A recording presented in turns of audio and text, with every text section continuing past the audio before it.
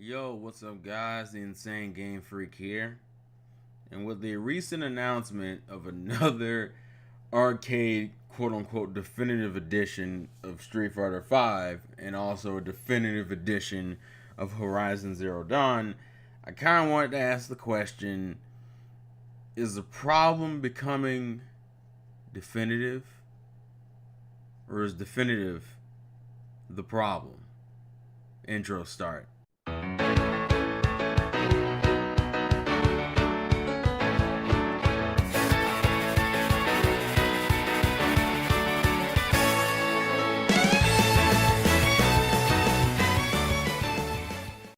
So since the beginning of the PlayStation 4 and Xbox One Wii U/Switch generation, we've seen a major influx of definitive editions of games.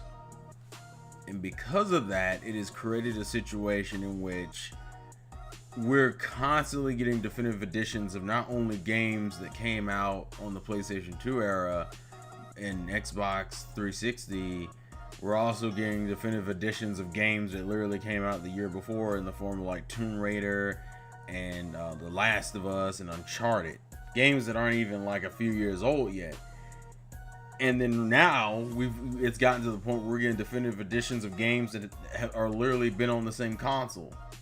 Like Street Fighter V, that as of right now, well, as of the arcade edition's release, would have been about 2 years old. A game that was 2 years old is getting a definitive edition. Horizon is getting a definitive edition. That game isn't even a year old yet. Now, a lot of people tell you, oh, it's because you have a whole bunch of lapsed gamers, a bunch of gamers who missed out on the PS3, 360, Wii generation, or they played only on Xbox, so they missed out on some PlayStation games, and that's why we need definitive editions of not only multiplats, but fucking exclusives. And here's the thing that doesn't sit well with me. That kind of makes sense, but not enough to justify the definitive editions we're getting, like for games that were multiplats to begin with. Like all the Resident Evil titles, or at least the recent ones, those are all multiplats. Why are those getting definitive editions on another console? And I started thinking, I said, I wonder if the problem isn't the fact that certain gamers missed them because they were on different consoles, or the gamers just missed them because we have crowded gaming seasons. I think it's been a well-known fact for a while now that the busiest time of year, period, not just for gaming, but in general, is the holidays, which is what we're really going into pretty soon, being October, November, December, Christmas and Thanksgiving and Black Friday and whatnot. And maybe part of the problem is that a lot of major gaming releases are coming out during the holidays. And the reason why is because of Black Friday, and because Black Friday has sales and deals. That's where people are the most likely to spend their money. So of course, we should have all our big titles come out, but what ends up happening is that you cannibalize a whole bunch of games. Because the reason why definitive editions are coming out in the first place is either A, the game didn't make enough money on its first go around, or it did make a good amount of money, but it's like, it's the what's easier to do? Come out with a brand new game with a brand new engine and brand new concepts, or why don't I just release the game again that I just released with some DLC added into the package? See, that's where the problem kind of comes in. It's more of definitive editions are just easy cash cows, but the problem where it truly lies is that maybe it's because these games aren't getting enough time to breathe on their own. To just kind of give an example, look at the Nintendo Switch this year. The Nintendo Switch came out in March, which is pretty dead as a gaming, as far as part of the gaming calendar. Most of the big games don't start hitting until around the summer going into fall, where it just fucking blows up towards the end of the year. But in like March, it barely had any competition. I mean, yeah, you had stuff like Horizon Zero Dawn came out, I believe, like a week before it. You also had Persona 5 hanging around the same area, and like a few months later you would have Injustice 2 and Tekken 7. But that's nothing compared to the, the Assassin's Creed, the Call of Duty, the FIFA, the NBA, the NHL, whoever plays those fucking games. You have all your yearly franchises at the very end of the year, and you're just sitting there going, holy shit, even if I owned all 3 consoles. Where the fuck would I get all this extra money to buy like 9 different games in the same span? It's insane. And every company does it. They do that whole, we need to throw everything at the end of the year. And a lot of games end up suffering. If I remember correctly, that was one of the biggest issues with Rayman Legends. Rayman Legends went from being a February Wii U release to like a September multi-plat release, which in all honesty didn't help it that much because it was overshadowed by every other big major title.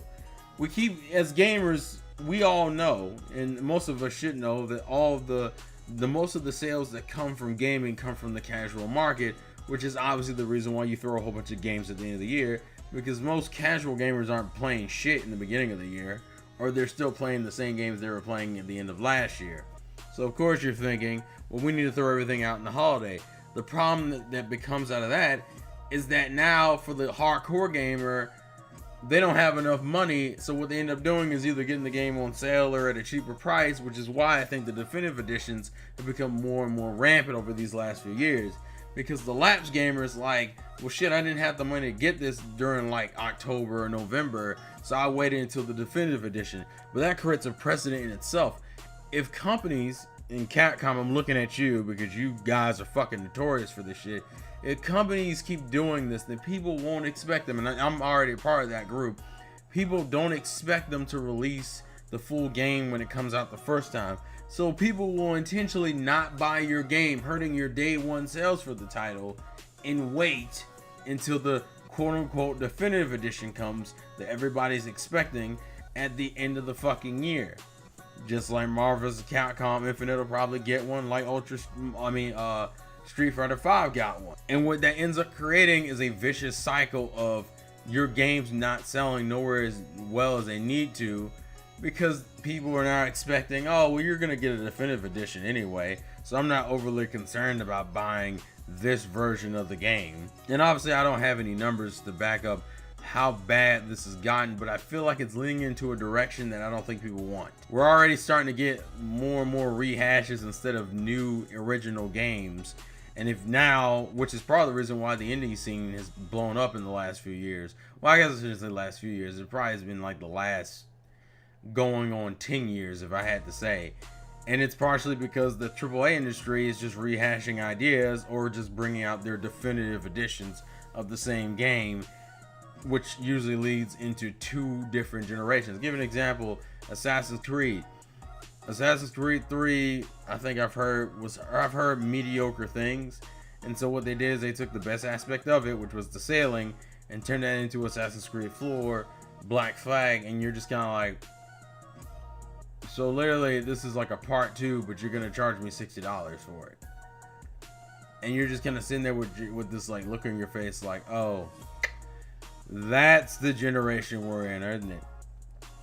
So my biggest concern is that, are we creating a vicious cycle, or are companies creating a vicious cycle where they keep releasing their games all in the same time period that makes it impossible for everyone to be able to buy what they want? So they end up waiting, getting the game for cheaper, and the developer doesn't get as much money, which makes the company want to put out a definitive edition so they can get more money, which is already coming out for later, and then the gamer buys that and then it creates a conditioning where the gamer is now conditioned to believe that every game will end up having a definitive edition, so what's the point of buying the original edition? The only reason why gamers nowadays buy the first version of a game, especially if it's a franchise that they know will eventually have a definitive edition, is because they really want to play the game.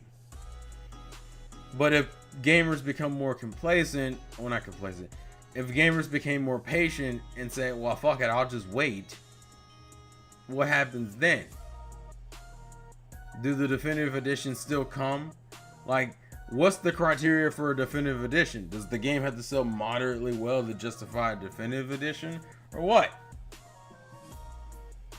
But it's starting to become a really scummy practice, because what's really happening is that you're tricking gamers into buying games on day one and then telling them a few months later, buy the game again because we didn't get enough money from you. Which tells me either you're managing your money wrong, you're spending too much on the fucking game, or the game wasn't good enough to justify the amount of money it got. And either way, none of those are ideal situations. So like I said before, the question becomes, Are we in a cycle? Are we in the definitive cycle? I'm not sure. I don't think the answer is so cut and dry. But please leave your thoughts and comments about it in the comment section below. Thank you guys for watching. Hope you enjoyed the gameplay footage. If you can, support me on Patreon. Follow me on VidMe. Follow me on Twitter. All the links are in the description. This has been the Insane Game Freak. Life's a game. Play to win. And I'll catch you guys later. Peace out.